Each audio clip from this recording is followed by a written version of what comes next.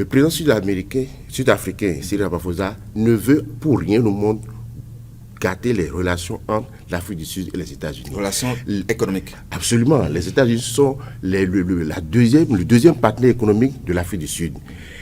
Les médias internationaux, la doxa, le mainstream, je les ai écoutés, tout le monde dit ce sont des accusations fausses. Mais le président, si vous suivez, moi j'ai suivi l'intégralité en anglais. Accusations fausses sur la question de génocide. Oui, de génocide. Je vous suggère d'écouter la version anglaise. Le président sud-africain n'a jamais dit que c'était faux. La seule chose qu'il a dit le gouvernement n'est pas partie prenante et que le gouvernement prend des mesures pour empêcher cela.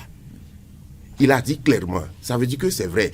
Il a été loin même en mettant cela sur le dos du parti de l'opposition, Julius Malema, en mettant sur le dos de Julius Malema. Ce qui veut dire que ce ne sont pas des accusations fausses. Je suis désolé. Il ne faut pas caricaturer par contre, parce qu'on a entendu plein de choses sur Trump. Ça veut dire qu'il ne vient que dire des bêtises. Encore que les images qu'il montre, ce ne sont pas lui qui était en Afrique du Sud pour les faire. Si vous observez la salle, il y a un Sud-Africain qui était présent, un immense Sud-Africain, j'allais dire, en la personne d'Elon Musk. C'est lui qui est à la base de tout. Elon Musk est d'origine sud-africaine. Absolument. Et son papa a subi plusieurs assauts avec des tirs nourris dans son domicile qu'il a échappé. Ainsi de suite. Donc ça peut l'avoir frustré, ça peut avoir créé son émotion étatique, un des conseillers les plus influents de Donald Trump. Donc Donald Trump n'a reçu que le rapport qu'on lui a fait.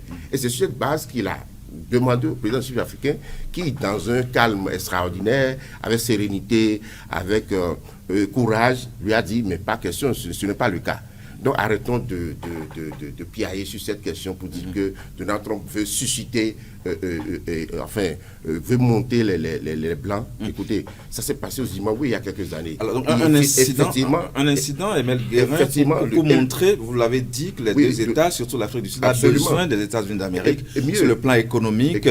Donc un exemple ou peut-être un épouvantail pour Donald Trump pour montrer au président sud-africain, je reste le leader, l'Amérique garde le lead sur le plan des relations, on va dire économiques entre les deux États.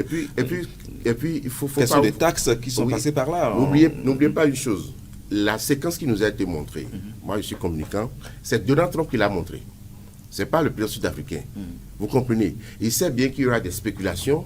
Il veut juste il veut montrer cette image à sa population. Vous dites, je ne me laisse pas. Et il y a une semaine avant, il y a 49 Blancs qui sont quand même venus en tant que réfugiés, qui ont fui l'Afrique du Sud. Donc ce sont des réalités, on les a montrées, ils ont été reçus par des officiels américains.